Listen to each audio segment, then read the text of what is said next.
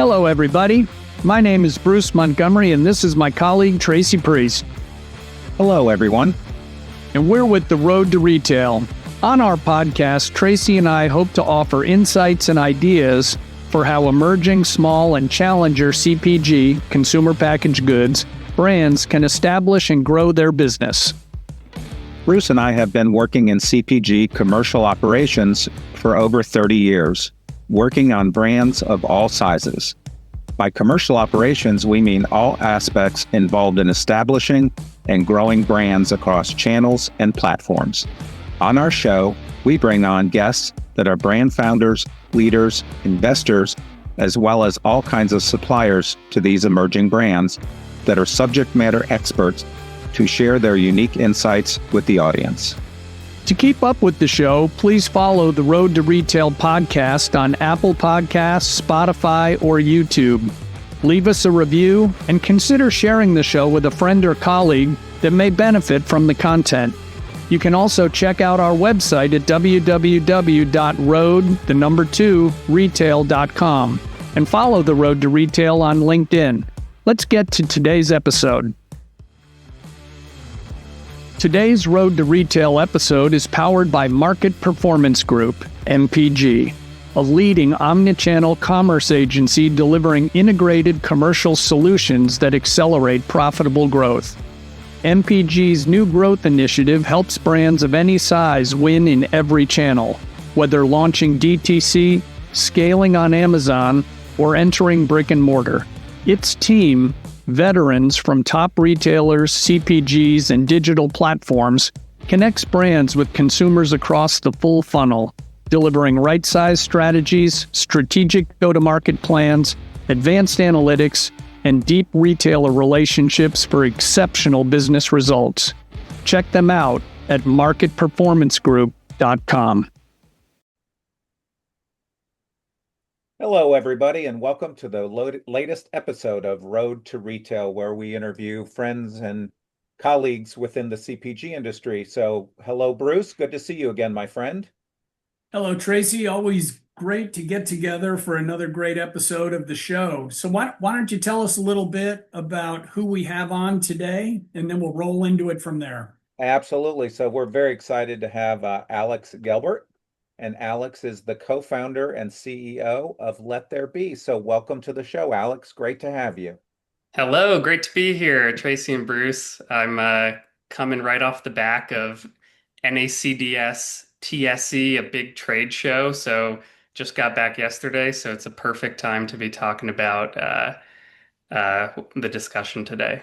Awesome. So why don't we kick it off, and why don't you tell us, Alex, a little bit about your background and how you got to your current position at Let There Be. So tell us a little bit about you. Sure. So yeah, I'm the CEO and co-founder of Let There Be. We're a healthcare marketing agency that helps brands explain their science in memorable ways. Our whole goal is to help brands be bold with their science. And we work with a lot of the best health and wellness brands in the world, trying to make their science simple, memorable, easy for their audiences to understand. But I'll back it up a bit to how I got here. So going way back, my father is a PhD chemist who did drug development. He was in R&D roles in the consumer health industry. And unlike him, I was not particularly great at science, but I loved writing, being creative, telling stories. And so seeing that maybe being a creative writer was not going to be the best career choice for me at the time, I started getting some internships in advertising when I was in university. This is like 2011, 2012, when brands were trying to get into video marketing for the first time. YouTube was a big deal. Every brand out there was saying, we need video, we need a YouTube channel, we need more content marketing. And consumer health and pharma companies really struggled to do this because the agencies at the time were used to working on brands like clothing and food and beverage, and maybe they didn't understand how to explain science and how to navigate medical, legal, regulatory approvals, all the laws, and all the extra stuff that goes into healthcare marketing. So that was the original idea for the company of, okay, like brands need great video marketing and healthcare brands are struggling right now. So I wonder if we could fill that gap. And young 21-year-old Alex thought he could accomplish anything and dove in and didn't work at first, but eventually we got some big breaks and that got us to where we are today. That's awesome. That's Love to hear great. that. That's well, sticking with it is quite the thing. And one of the things Tracy and I see about many of the entrepreneurs that come on the show is, in spite of all the flashing yellow or flashing red lights, man, it's all gas and no brakes. And I salute you for that. So, Alex, with our audience primarily of owners, founders, and leaders of these small emerging challenger brands, why don't you tell us a little bit more about the gap you saw in the market and why you feel Let There Be could meet this need? So that's part one of the question. And part two is, after you do that, talk about the services you guys offer so we can frame this up right up front. Sure. So every brand, whether you're in health and wellness or other CPG, you have to innovate. You have to be coming up with new technologies, new ideas, new approaches, new formulations, new flavors, new shapes, new sizes, everything. You need to be bringing new things to the market. And so most companies know that. Most founders know that.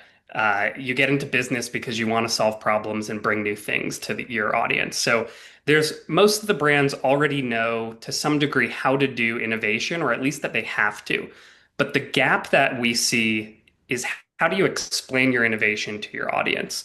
And that's often where a lot of brands struggle, especially in health and wellness, because it's difficult to take something complicated like a disease in your body or a symptom that you're experiencing or a new medicine and how it works or why it's different than a competitor. It's hard to take complex topics and make them simple. And it's hard to take complex topics and make them simple when you also need to get medical, legal, regulatory approvals on them. So that's often the gap that we see, is somewhere between the R&D and innovation folks at a company and those who commercialize and market it. Out of the innovation and R&D folks, you have great ideas, they're connected to insights, and then by the time a new idea or an innovation passes to commercialization, maybe the marketers don't totally understand the science themselves. Maybe they don't understand or aren't connected to the original insight that is driving the reason for this innovation. And then trying to actually bring it to life in consumer marketing, whether that's written, spoken, video, audio, imagery. How do you bring that innovation to life in a way that's simple and memorable? So that's often the gap that we see, is between the idea and the way it gets communicated. And so part two of your question on services, that's the gap that we try to fill. So one of the main services we offer that really sets us apart from other agencies is, before we ever think about creative, before we ever think about content creation, we start with what we call a science story. And that to us is the bridge between R&D and innovation and marketing and commercialization. So we ask ourselves questions like, how do we understand the science and explain it back simply? What new things can we say about it? How would a 20-year-old college student understand this versus a 60-year-old retiree understand this? And we try to bridge that gap. And so we start with the science story, trying to make it simple, memorable, clear, concise, compelling, taking complex information and getting it down to a couple key messages, a couple key visuals, and then think about the campaign execution, the content creation. That way, we're bridging that gap between innovation and how you actually talk about the innovation, so that it's not an afterthought, but it's core to launching a product. So important. Excellent. Love that. So talk to us a little bit more, Alex, about innovation and how important it is. And part two of that is, how do you communicate that innovation? Because obviously HBC is a very crowded marketplace, and you might think in your mind, I'm a brand and I've got this great innovation, no one else has it, but how do you communicate that you're different and you do have this innovation?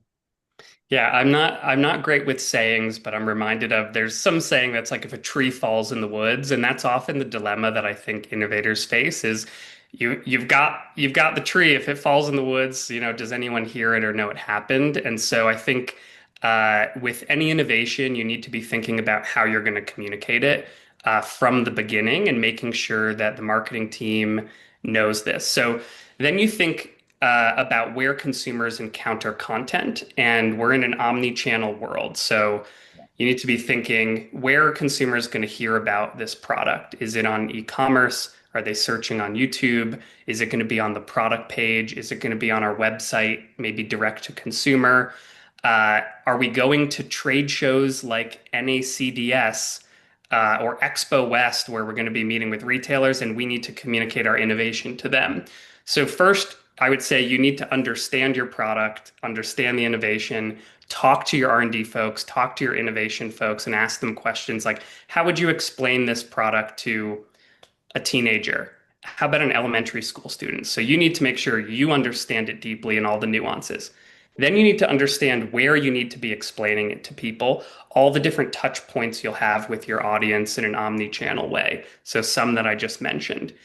Then you need to think about, okay, what's the type of content to put in those places? If you're going to a trade show, do you want to have a PowerPoint slide that's just words? Do you want some graphics and images? Do you want video to spice things up? Then, when you think about where your consumers are going to shop and encounter your brand, is it social media, brand site, DTC, e-com product pages? And what's the best way to get them the information there? We're a big believer in video. We call ourselves a healthcare video marketing agency because when it comes to explaining complex things in simple ways, you have lots of different types of learners out there. There's audio learners, visual learners, written learners. And if you can make a video, you kind of have the ability to hit all of that. You can have visual cues that people remember, written cues that show up on screen that people remember, verbal cues through the sound effects and the audio and the voiceover. So we're a big believer in video. And that's often why we see our clients coming to us, not just wanting help making their science simple, but then creating the videos that end up in their retailer pitches, on their e-commerce product pages, on their brand site, on social. So I think that's a good snapshot of why communicating the innovation matters and some general frameworks on how to think about it. So one more follow-up question about the video. So what do you think, in your opinion, is the best social media platform for video to explain innovation? Is it TikTok, Instagram? There's just so many choices now. There's so many choices, and maybe a way to simplify it is not about which is the best, because there's a lot of articles and thoughts out there about, okay, every brand needs to be on TikTok when TikTok was, getting popular over the last 5 years or so. Before that, it was every brand needs to be on Instagram. I don't know if I believe that. I think what I believe is where is your audience and where do you have the time and focus to invest energy? If you try to spread yourselves too thin, you can't cover all the bases. Most brands can't, especially emerging brands. You can't invest and build on every platform. So Right. you want to pick the place that you can actually do well. So if you're going to do it well, make a long-term plan to keep investing. Whether that's TikTok, commit for a year to spend and grow on TikTok. We also see some brands have a lot of success on uh, platforms you may not think. So we've worked with some brands that focus their target audience on millennial women. There's a lot of them on Pinterest. And so Pinterest becomes a place where, as a brand, most brands don't play there. And so the ad spend is proportionally cheaper to trying to compete on an Instagram or a TikTok. And it's one that you can invest in um, and focus on, knowing that, you're not going to have as much competition. So I don't know if I believe that all channels are worth investing in. It's what do you have the bandwidth for, and where can you commit and cultivate a community and an audience? I love that. So if I hear you right, pick one and do it really, really well, and pick the one that you know your audience is there wanting to. Yeah. And then another interesting one is not a lot. Two of the major online retailer platforms are now media hubs. So Amazon is obviously the biggest one. You can do all sorts of content right within Amazon. And Walmart is also steadily launching more and more paid ad features. And so when brands think about digital media, they usually think social or streaming TV, but there's also e-commerce media. And the wonderful thing about that is if you invest in e-com media, so running ads or doing campaigns right on Amazon itself, you can finally or you can finally understand direct attribution to sale. If someone sees an ad on Amazon and they click it and they end up on your product page and they like your content there, hopefully there's like great educational videos, make it easy for them, and they click buy now, you will know that your ad dollar to run that ad on Amazon resulted in a sale, and it becomes very easy to track ROI. So when I think of platforms in the digital space, Walmart and Amazon are becoming important ones where you can basically create your own mini sales funnels right inside of them. So, Alex, a couple of things here. First is a statement. You guys seem to be kind of a translator from the scientific people who probably might want to talk about how this molecule bonds to that molecule, and you guys translate that to the consumer, and you just say you're going to feel better because the schematic of the molecule excites like 0.5% of the population, but feeling better probably excites a lot more. One quick question about the platforms. What tools do you guys use to help your clients figure out where their consumers might be out there online? I mean, general statement, which you may not agree with, everyone's on Amazon probably to some extent. But if you're looking for that, 40 to 49-year-old male who doesn't want to admit they're aging, but has, joint pain, but he wants to keep running and playing tennis, etc. What tools do you use to find those people? Yeah, it's a great question. So I think the traditional approach is you conduct market research, but can be very expensive and time consuming, and not all brands can pull that off. So you can do market research to try to get insights onto where they're shopping, where they're looking, where they get their information. But the beautiful thing about digital content and digital media is almost every platform allows you to pick your budget. You could decide that you're going to spend $500 and do that on Instagram, on TikTok, on Amazon, play with different keywords, and basically do a trial and spend a couple $100s a day to run different ads targeting different people in different places and see which ones might give you an inkling of this could be a promising direction, and then consider investing in actual bigger amounts of content. So, for example, you can use AI tools or work with a graphic designer and make some static imagery ads for very affordable prices very quickly, and then spend very small amounts of budgets and test different keywords, different audiences across different platforms, and see which might have legs, and then start incrementally investing in more custom content, stronger messages, better visuals as you proportionally ramp up media spend. So we're in an age now where every brand is empowered to do guess and check, trial and error. And you can probably do that faster, cheaper, and potentially more accurately than just conducting market research alone. So that's a big invitation to brands is experiment, see what's sticking, and then increase your scope and investment. I love that. Excellent. Guess and check. I've not heard that before. I'm going to use that.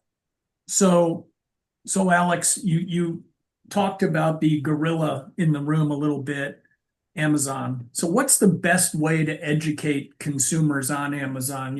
In the day when everything was started, it was have great A+ detail page. Then it became your image carousel. Then it became, as Amazon Marketing Services expanded, it was video. So what's the best way in your guys' experience to educate and motivate consumers on the Amazon platform?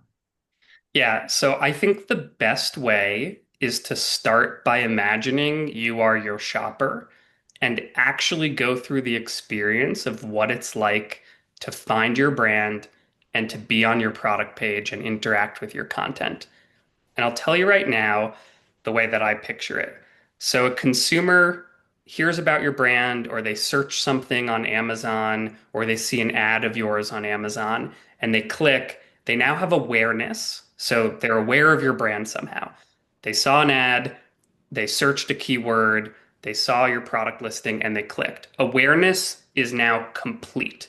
Once someone makes it to your product page, you no longer need to make them aware that you exist. You obviously exist. They're looking at your Amazon product page. Now, what they are trying to do is make the right purchasing decision. They're basically asking themselves, is this product going to meet the need I have? And is the value proportional to what the cost is?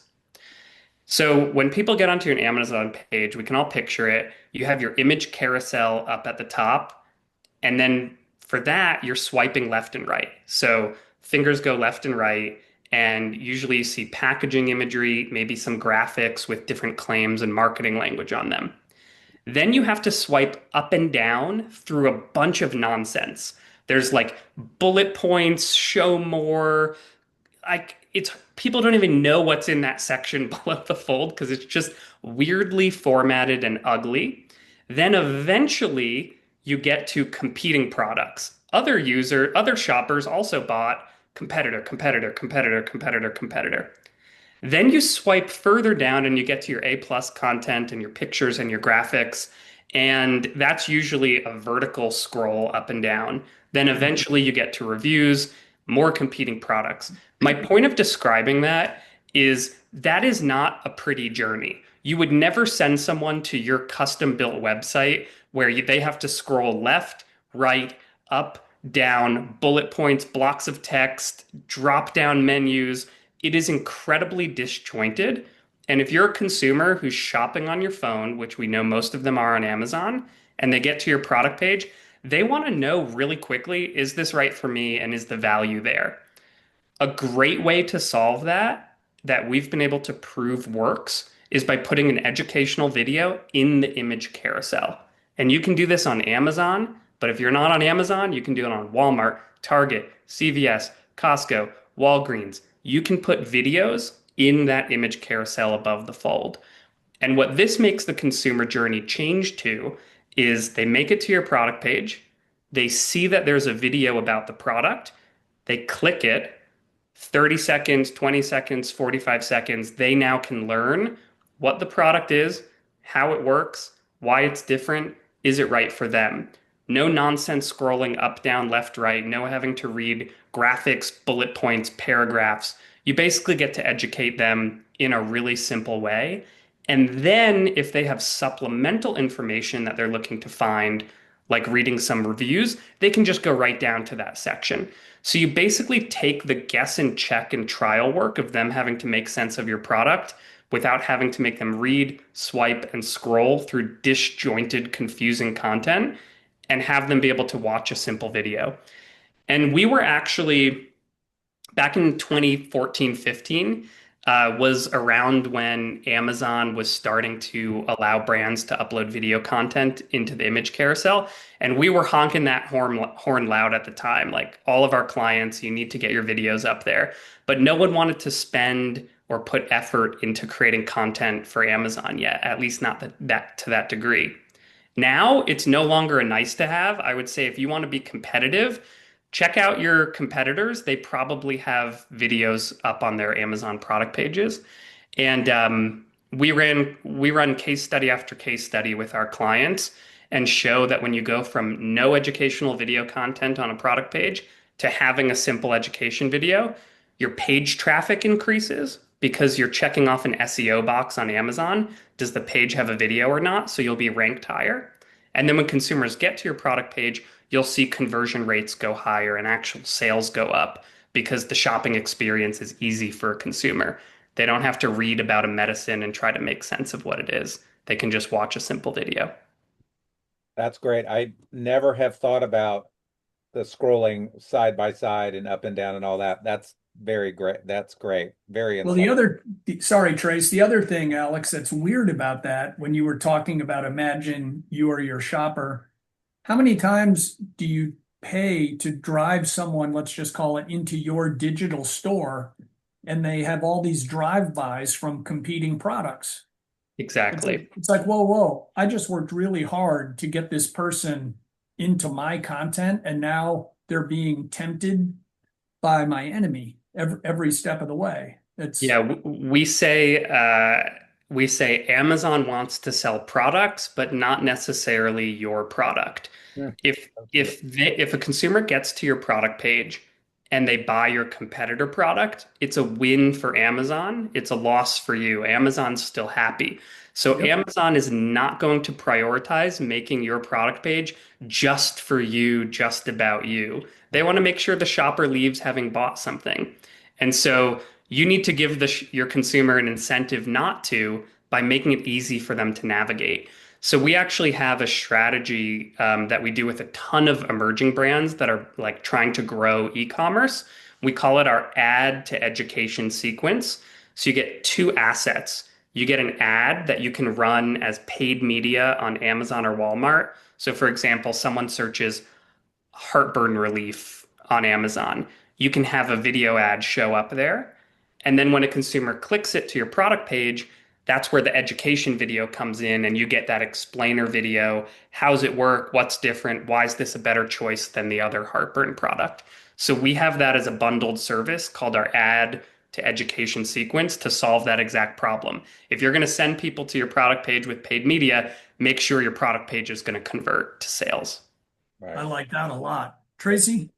Yep. So a lot of small brands, there's a misconception that video content costs lots of money.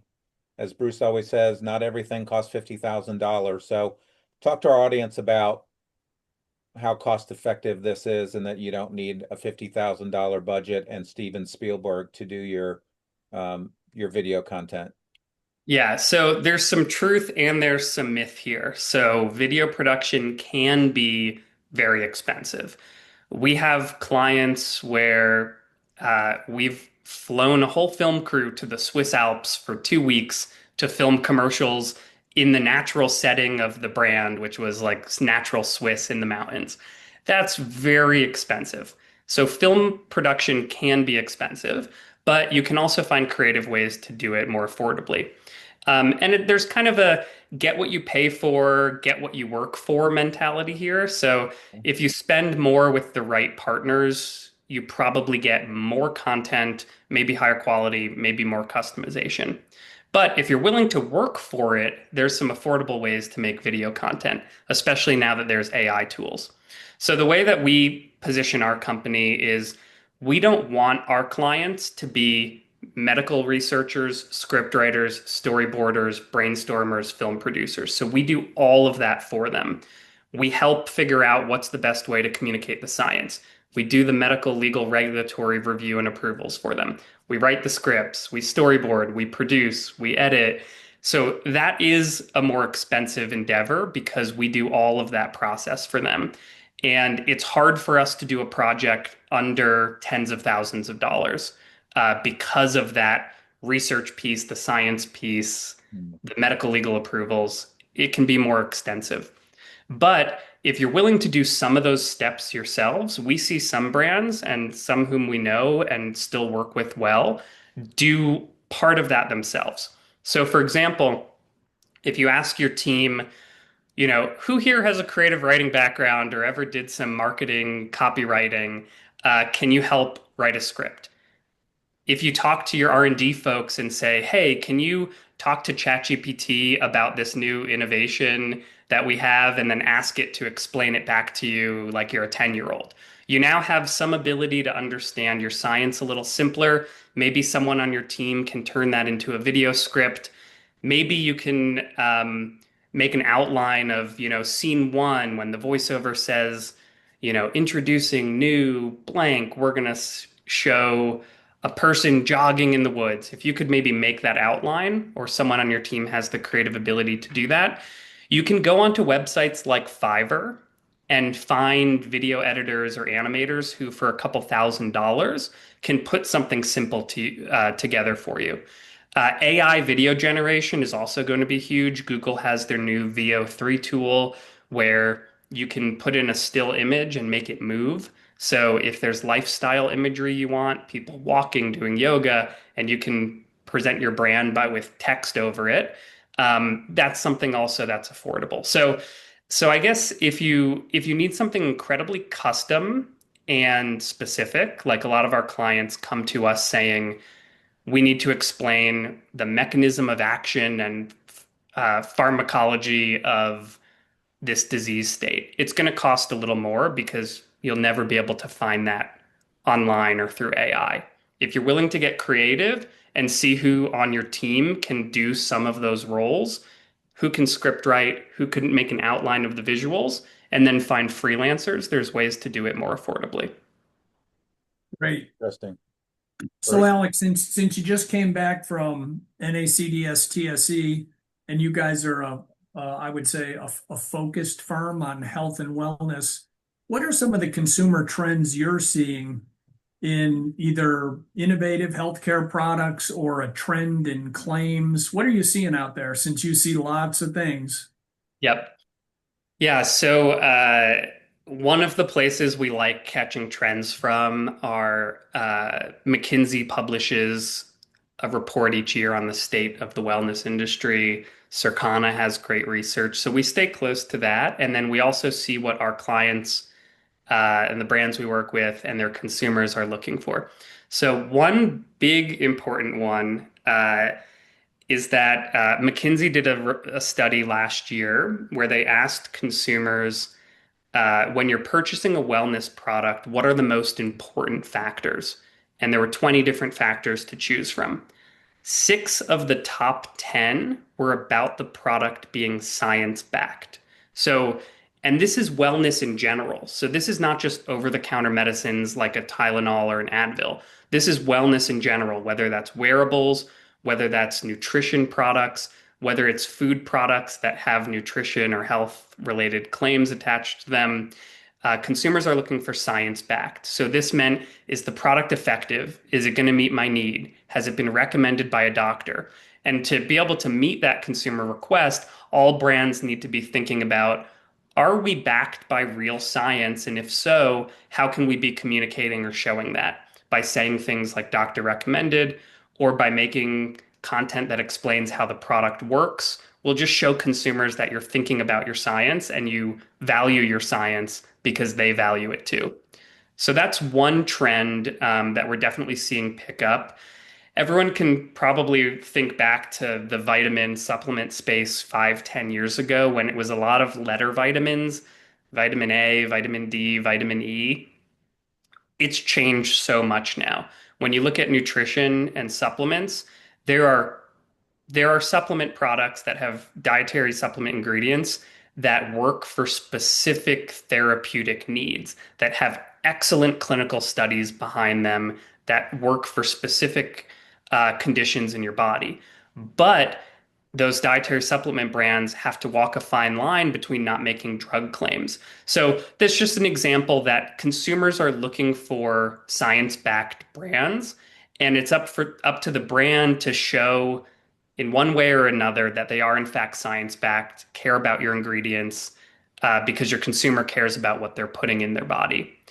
This is especially amplified by products out there that have really terrible science, but good marketing and consumers feeling burned. There's this really interesting report that went a bit viral on social media that there's a lot of consumers taking creatine gummies to help with workout recovery, but also supporting mental health.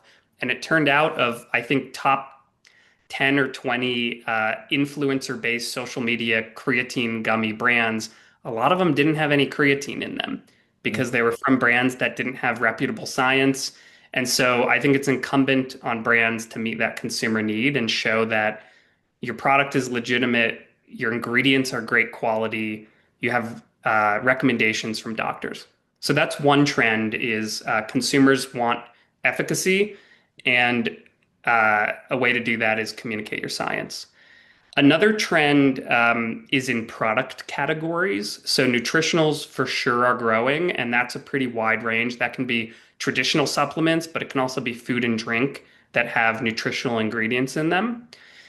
Another is the convergence of beauty products with science. So you think about dermatological beauty products. So these might be cosmetics, skincare, makeup, but they differentiate by having really cool innovations in them that work in interesting ways with your body.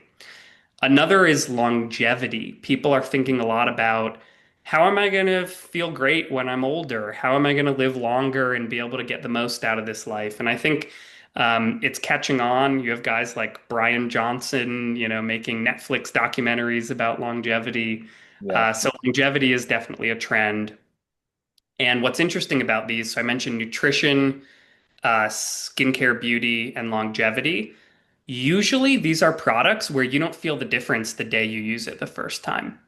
It might be a month later, 2 months later. It might be how your blood test results look, 6 months later. It might be how your skin looks 6 months later versus a photo from before. And so when you don't have an immediate reaction, like my knee hurts, so I take ibuprofen, my knee feels better.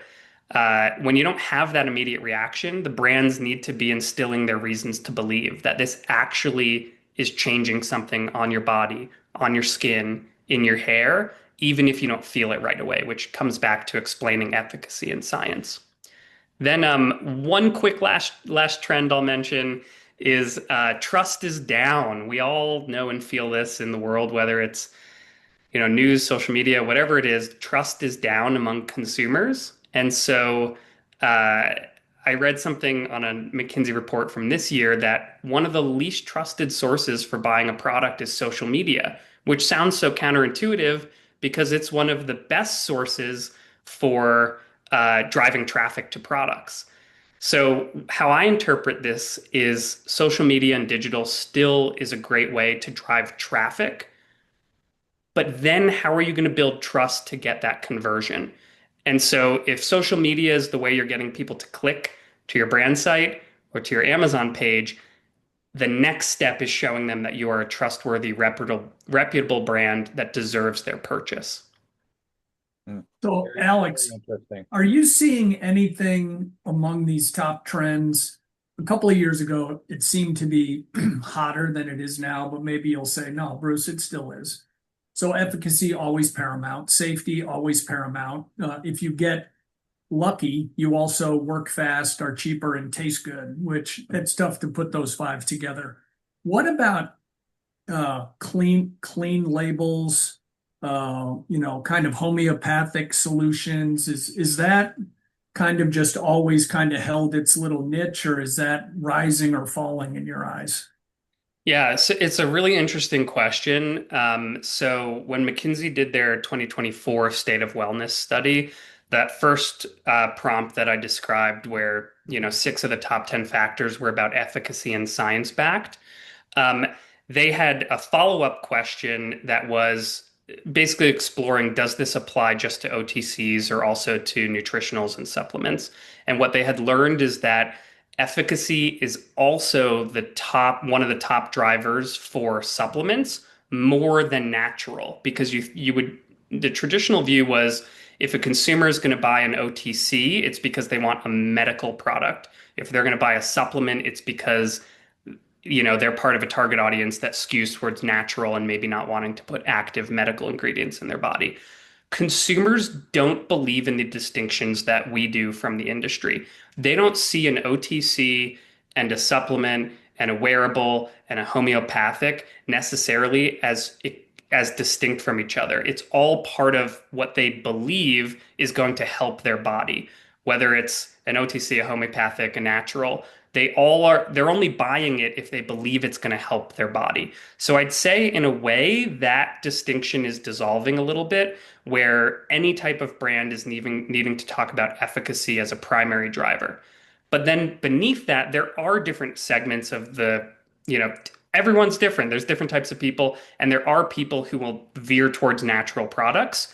But even the people who veer towards natural products are going to pick the one that they think is effective. All right. Great. Thank you. Tracy? Awesome. So, talk to us a little bit about your company's philanthropic efforts. So, when we had our chat, it was very fascinating to hear about that and your efforts. So, why don't you tell our audience a little bit about that and why it's important to you guys? Yeah, thanks for asking about that. It's near and dear to us. So, when me and my co-founders started the company, and we called it Let There Be, one of the things that my co-founder Catherine thought of very early on is this idea of let there be love. And we decided early on that if we were going to build a business and we were going to be successful, that we would use our time, talent, and treasure to do good things in the world. And that started small when we were small. So we would maybe pick a charity or a nonprofit or a cause and offer free creative services or free video services to them to try to help them with their mission. But everything changed pretty dramatically in the summer of 2021. Uh, when the US withdrew from Afghanistan, and we had left behind a lot of allies who had helped Americans. Uh, these are Afghans. There's been a lot of movies and documentaries and whatnot about this. Afghans who were interpreters or combat assistants or security guards working with US forces in Afghanistan, fighting with us, bleeding with us, supporting our people. And a lot of them got left behind after we left Afghanistan. And my co-founder, Catherine, was very moved by this and felt like maybe there's something that she could do. Pretty quickly, I got roped into the effort and then saw it as really valuable. Our company got behind it, our colleagues got behind it. And what we decided was there's no politics here. This isn't about the geopolitics of America and Afghanistan. This is about families who tried to do good things for us and our families by supporting our troops. And now we have an opportunity to do something helpful for them. So, what we first felt like was just some spontaneous volunteering, quickly evolved into a full on nonprofit called EVAC. And we ended up taking 300 plus Afghans, men, women, children, all who had worked to support America, into hiding in safe houses throughout Afghanistan because the Taliban was trying to find them. Uh, and then, it was kind of funny because we're marketing people, but we got amazing help from some former veterans.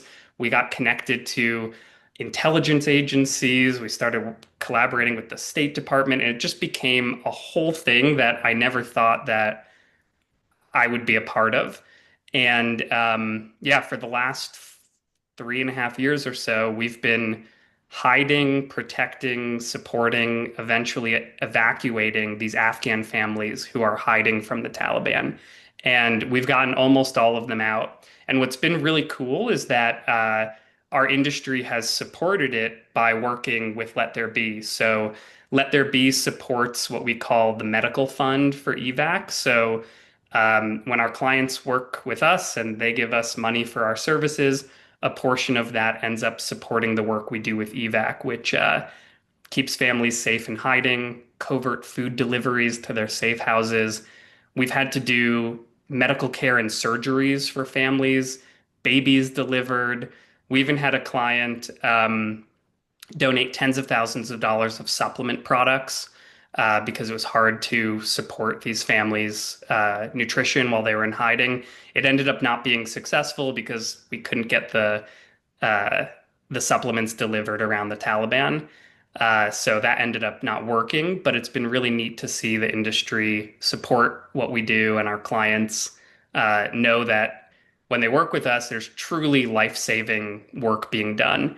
So the cool news that I'm really excited to report is we're almost done with the mission. We've gotten almost 300 or over 300 folks from hiding into safety, and we're now doing our last fundraising campaign to finish the mission strong. We have a handful of families that are still in hiding. It's been years now. The kids don't go to school. They can't go outside.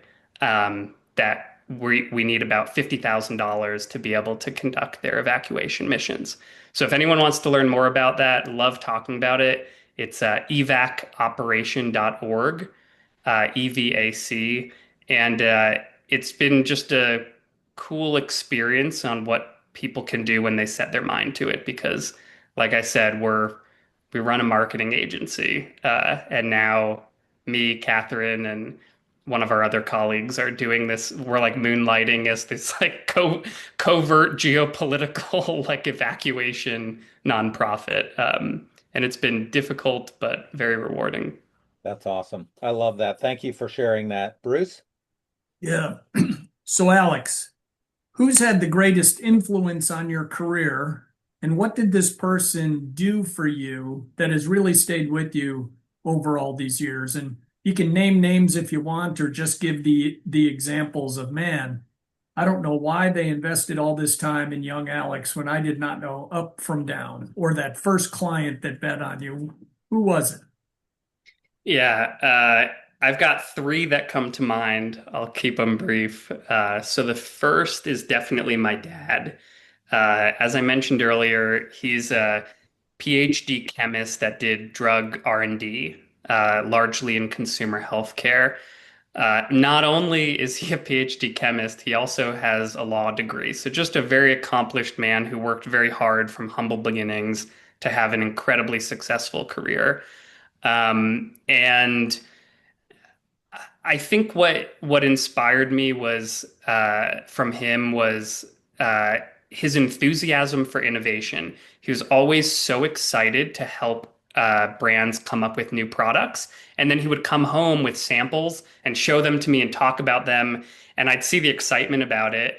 And then later in life is when I saw and realized that a lot of brands don't communicate their innovation with the excitement that he would when he came home. Even though he's a scientist and a chemist and has a more analytical mind, he was able to express that passion.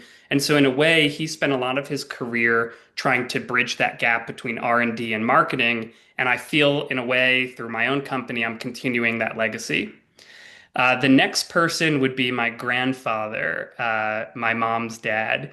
He's soon to turn 96 and Wow. is the longest practicing lawyer in New Jersey. I don't know. I think he's been a lawyer for, who knows, 60, 70 years, and he still has a client at 96. So just incredible stamina and longevity. And one of the things he always said was, one of the best choices he made in life was being his own boss. He has his own practice, solo practitioner, and I was the grandchild that started a company, and he's always been very encouraging of it, even when at the beginning, you know, other people didn't believe we could succeed, or I was nervous of would this work out.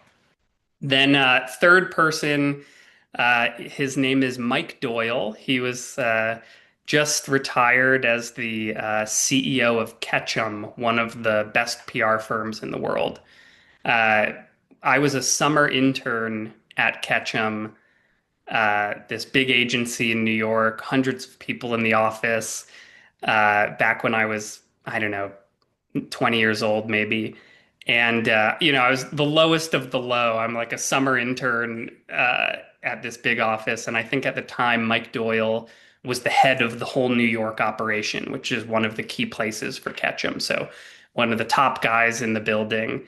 And I guess I was young and bold, and I asked him to go to lunch, and he said yes. And my managers were like all kind of shocked because like some of them had never had lunch with him. And he went and spent a whole hour with me at lunch, and we didn't just talk about work. He like got to know me as a person, and it started a friendship. And when I eventually uh, declined a job from that agency to start my own, he was supportive, and We did a little business with them early on. But the main thing I take away from Mike Doyle of is what it means to be a kind and present leader. For him to take an hour out of, I didn't even know, what someone at his level spent their day doing, but it was incredibly important stuff. And yet he took an hour to have lunch with me, and that wasn't our first lunch. So he kind of showed me what it means to be a kind, present, uh, serving leader. That's awesome. I love that. Love that. So, rounding third and heading home, our fun question for the day, Alex, is tell us your favorite sports team, band, or brand and why you follow them. Sure. So, my dad was and is a huge sports fan. He loves all the sports, watches all the sports, has his teams. And my whole childhood, he tried to get me into them. We would go to baseball games, we'd go to hockey games, and it just never clicked for me. I wasn't athletic. I just wasn't into it until I discovered car racing. I always loved cars. I have an uncle who used to be a race car driver, and I started watching Formula One racing. And I get it now. I understand what it's like to love a sport. I just needed to find the right one for me. So in Formula One, there's a little team that usually loses called Williams, based off of the Williams racing family, and they are my favorite. And yeah, I guess it's easy for me to love a losing team. Uh, I think because they project hope. So this isn't a losing team that sulks in their losing. They punch above their weight. They have beautiful branding. They have good merch. Their drivers are cool. They do a lot of press and PR. And I think there's that emerging challenger spirit where you may not be at the front, but you can project this vision of hope. And to do a little simple science, since that's what our company does, uh, a lot of people think of dopamine as like the reward neurotransmitter. Like, you got the candy and, your brain's lighting up now. That's not actually how it works in our body. Dopamine uh, rewards pursuit over possession.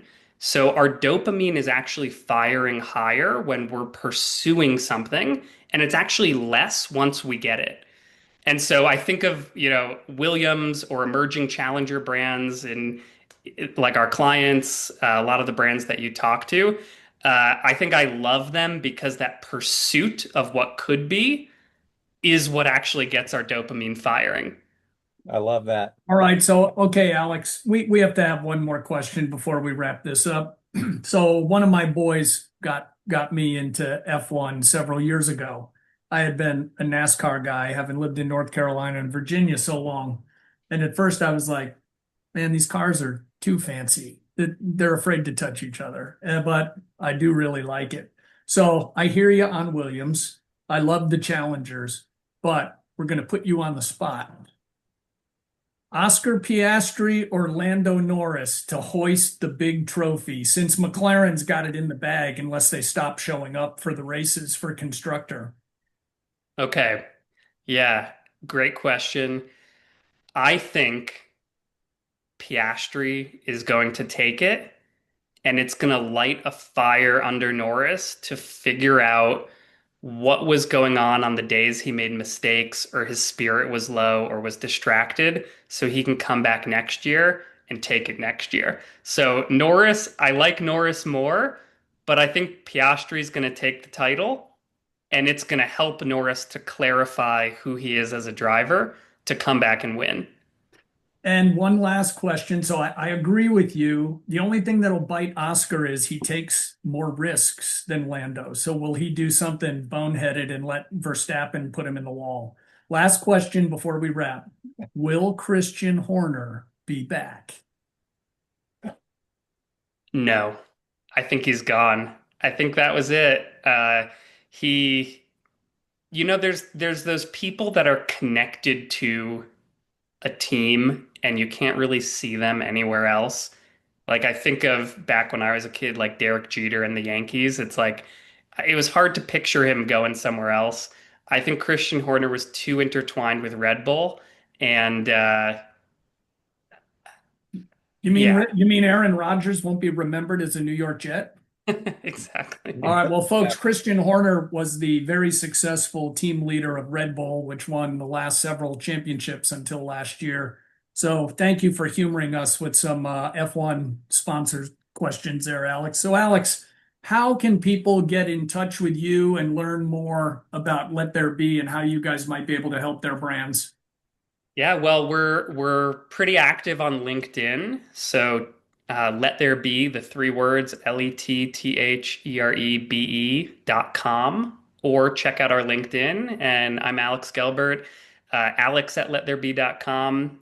Feel free to go to our website, follow me or the company on LinkedIn to keep up with what we're doing. We share a lot of neat insights and marketing strategies on LinkedIn, so that's probably a good place to start. Alex, thank you so much for coming on today. Tracy, the big finish. Absolutely, Alex, you were awesome. Thank you so much. So much insight, and I know our audience is going to love that. So, audience, thanks for joining us today. Please continue to follow us on Spotify, Apple, wherever you listen to your podcast, as well as LinkedIn, and also check out our website, www.road2retail.com. And again, Alex, thanks so much for joining us today. We really appreciate it.